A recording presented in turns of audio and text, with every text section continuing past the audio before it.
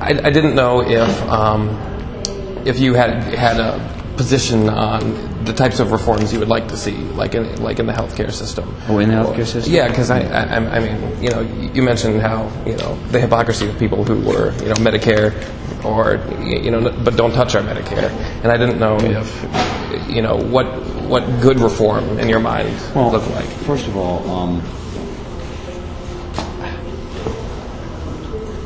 I don't think there's an easy answer, and I respectfully don't agree with the intense partisanship on this, which I saw today at this rally in Columbus, where, I mean, literally you had 300 on one side, 200 others scream at each other. What's that story? Yeah, exactly. I don't think it's as clear-cut on either side, okay, as it's made out to be, as each side makes it out to be. Sure. I think, I think these are tough issues. As I said, on the one hand, whatever the numbers, he says 10 million, others say 30 million. There's a very, very significant number of people in this country that do not have access to health care. I don't care how you slice it. That, to me, is troubling. It's troubling from a biblical standpoint, as you point out and mentioned. Sure. At the same time, I don't buy the numbers from the Democrats. I don't buy this is going to pay for itself. I don't buy it. In other words, it's a balancing thing. That's why it's a tough thing. Sure. I do think it's somewhat hypocritical of the Republicans that they say that, they want reform. They just don't want this reform. Here's my question to them. They were in power for 6 years. They had it. Why didn't they pass reforms then if they wanted it? They didn't pass any of the so-called reforms they say they want now. And as I pointed out earlier, I mean, Boehner and the Republicans actually passed a massive entitlement program, which we can't afford, the Medicare drug benefit. Sure. So it's like, I guess I get fed up with the hypocrisy, and I don't think there are answers. I don't think the answers are quite so easy. Are you worried about the Republican Party because the Tea Party started out very libertarian with the Ron Paul movement and everything being the first Tea Party? Are you worried that the Republican Party is kind of harnessing the energy of the more libertarian aspect and just cheaply trying to do it to turn that into votes? Because it's going to be business as usual if people don't watch what's going on. Well, and look at the Cincinnati Tea Party had Steve Chabot as their keynote speaker. Keynote speaker for what? It was back in the fall. It was a big rally for Tea Party.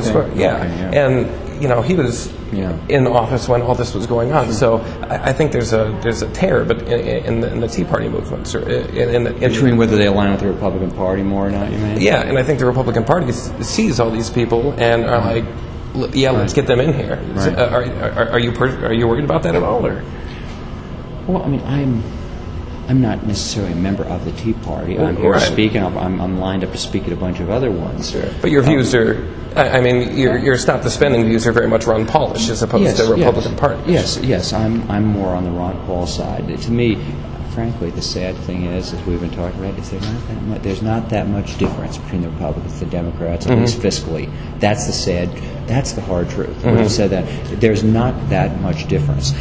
You, again, look at the Bush years, okay? The biggest deficits in the history of the Republic at that time, okay? In fact, if you go from Clinton, where, for whatever you say about Bill Clinton, he balanced the budget, okay?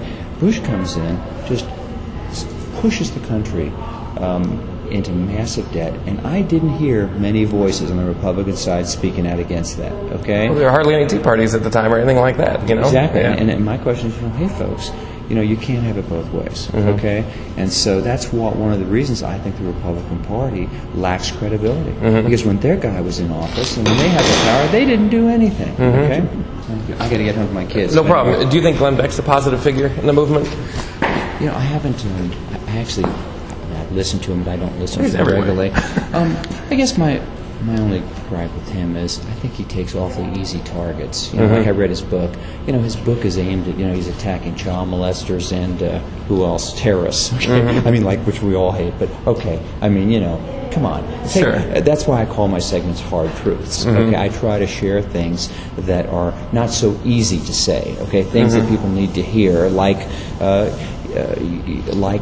this issue about the military spending and the wars. You know what I mean? The fact is, everybody has their favorite programs. It's just that those of us who are conservatives, we like these kind, and the liberals like another kind. That's why this fiscal tsunami that's coming, I think, cuts across the board. Sure, that's how I see it. Okay. Yeah. Okay. Thank you. These